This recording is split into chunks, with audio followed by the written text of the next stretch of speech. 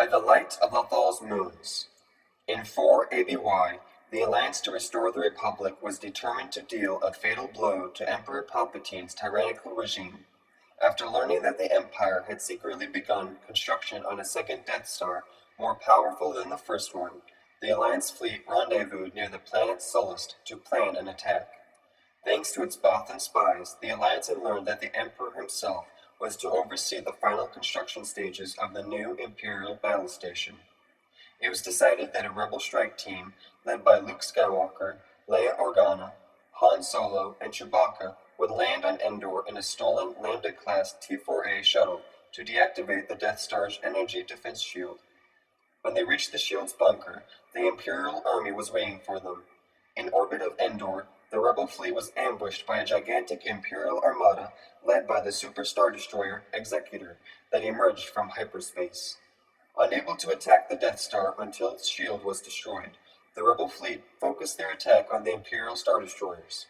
Although its starfighters were able to maneuver easily around the Death Star, they were still vulnerable to the battle station's super laser, which destroyed the Liberty and the Noctillion.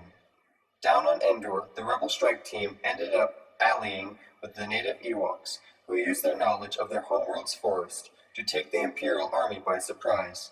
The strike team was finally able to destroy the shield generator after a lengthy ground battle, allowing their starfleet to attack the Empire's dreaded superweapon. General Lando Calrissian flew the Millennium Falcon into the Death Star with Wedge Antilles, Nora Wexley, Keir Santej, Jake Farrell, and another A-Wing pilot. They flew through the shafts and were pursued by several TIEs, which gunned down Keir's X-Wing starfighter. Lando then ordered the group to split up, and Farrell, Wexley, and the other A-Wing pilot flew down another shaft to lure TIEs back out. Lando and Wedge then made it to the reactor core and destroyed the battle station's power plant before retreating back out as the Death Star began to detonate. During an attack on the Executor, Green Leader Arvel Krened's A-Wing was crippled and crashed into the bridge, killing Admiral Firmus Piet and his staff. Having already taken considerable damage from the Alliance's starfighters, the Executor drifted into the Death Star's gravity well, detonating on impact. Simultaneously, aboard the Death Star, a blow of an entirely different kind was struck against the Empire.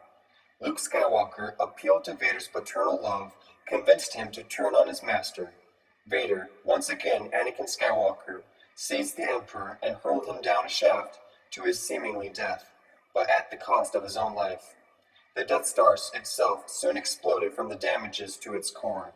With the loss of both Emperor Palpatine and Vader, the destruction of the Death Star, and losses inflicted onto the Imperial fleet, the Imperials were forced to withdraw. The Empire had suffered a decisive defeat, leaving the rebels to celebrate in victory.